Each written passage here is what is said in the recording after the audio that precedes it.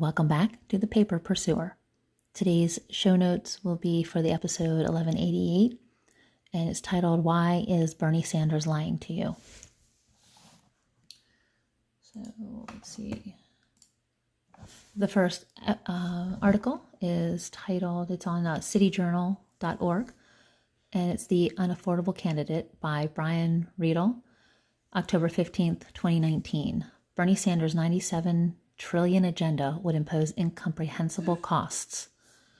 It's been a difficult time for Senator Bernie Sanders, who was hospitalized 2 weeks ago after suffering a heart attack, and whose 46-year-old daughter-in-law has recently died of cancer. Given Sanders' age, 78, and health and familial challenges, his quest for the Democratic presidential nomination looks like an uphill battle. For the time being, at least, he pledges to continue his campaign. And so long as Sanders remains in the race, it's worth taking his policy ideas seriously, since he has unveiled expensive new spending proposals on a near-weekly basis. All told, Sanders' current plans would cost as much as $97.5 trillion over the next decade, and total government spending at all levels would surge as high as 70% of gross domestic product. Approximately half of the American workforce would be employed by the government. The 10-year budget deficit would approach $90 trillion, with average annual deficits exceeding 30% of GDP.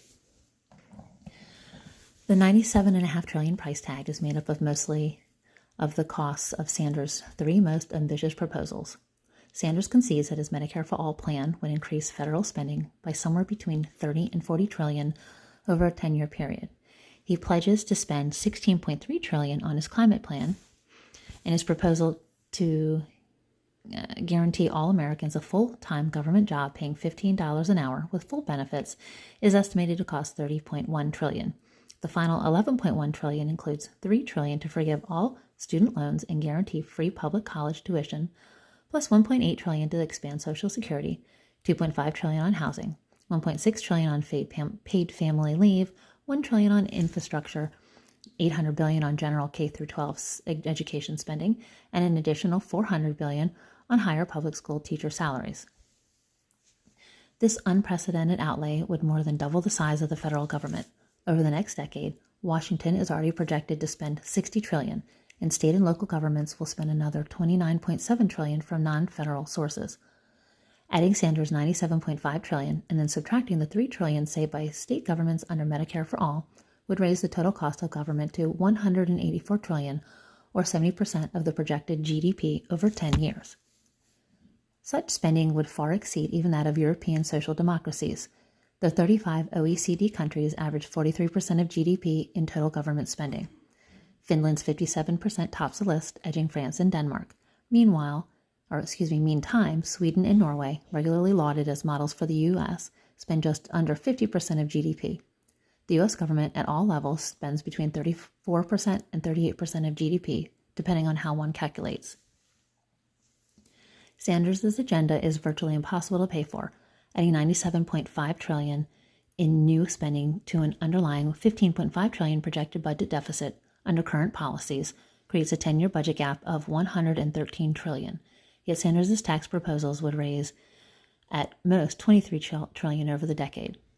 His Medicare for All financing worksheet contains $16.2 trillion in mostly broad-based tax increases, which rises to $19.3 trillion after replacing the worksheet's original $1.3 trillion wealth tax with the recent $4.35 trillion version.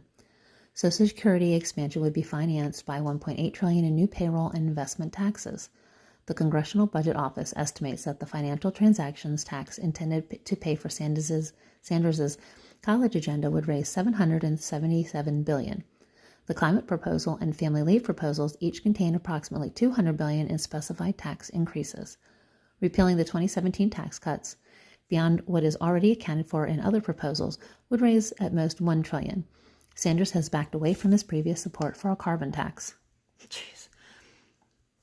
Tax rates would soar. Sanders would raise the current 15.3% payroll tax to 27.2% due to an 11.5% Medicare for All payroll tax, with some exemptions, of course, and a 0.4 payroll tax for paid family leave. The full Social Security payroll tax would also be applied to wages exceeding $250,000. Sanders proposes a top federal income tax rate of 52%, Capital gains and dividends would be taxed as ordinary income, plus a 10% net investment income surtax for the wealthy.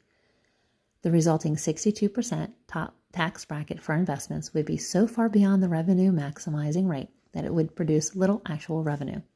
Overall, upper income taxpayers would face a marginal tax rate as high as 80% from their federal income, state income, and payroll taxes. They would also be assessed a 62% investment tax rate, at an annual wealth tax of up to 8%, and a 77% estate tax. Jeez. Yet these $23 trillion in proposed taxes would still leave a staggering $90 trillion budget deficit, or 34% of GDP, closing the rest of the gap, which comes to $66,000 per household annually, is basically impossible, given that Sanders already maximizes taxes on the wealthy.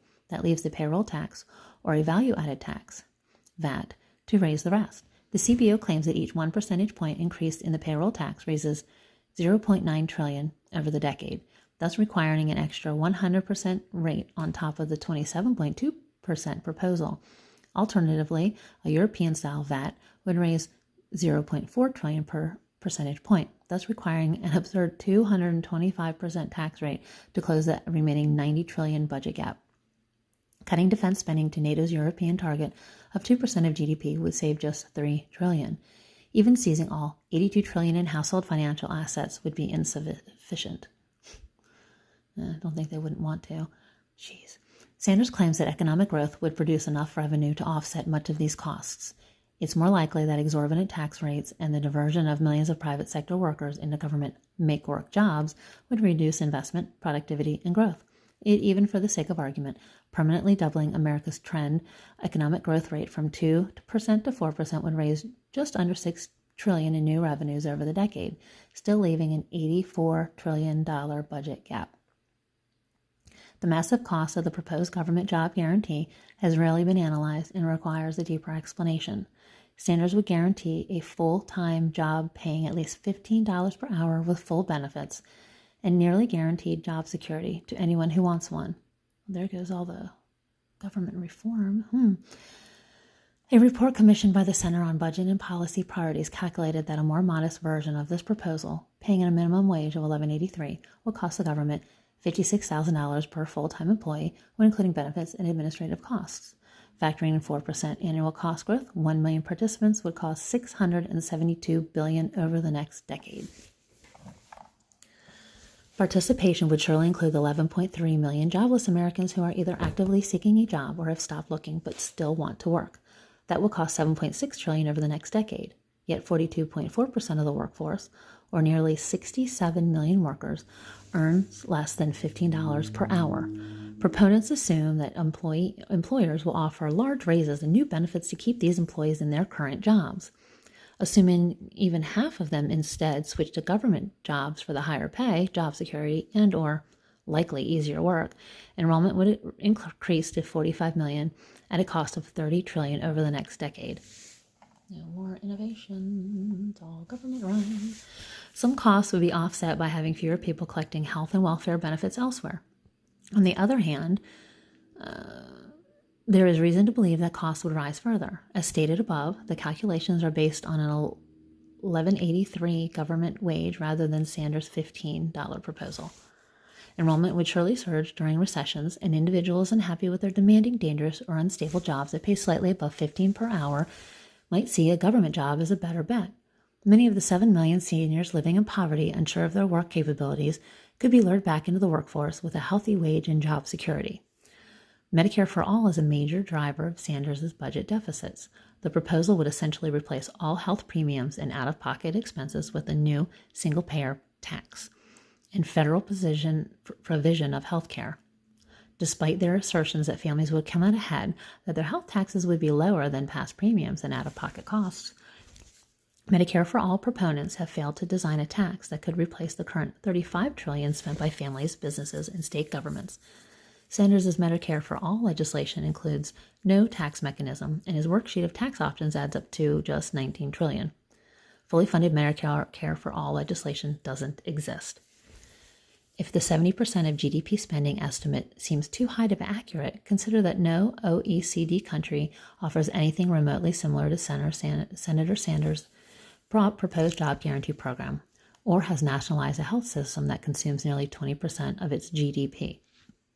Sanders' agenda would result in approximately half of the American workforce working for the government. Current government employment at all levels is just under 23 million.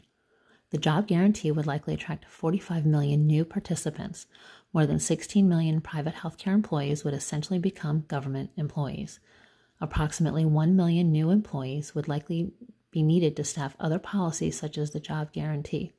That's 85 million total government employees out of a 170 million person American workforce, minus any individuals overlapping between these groups.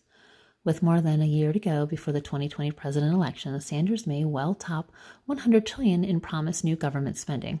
He should be pressed to explain the feasibility of his agenda and how he would finance it. Jeez, people. Okay, so that's the end of that article. I'm going to end this one now and move on to more show notes. Thanks.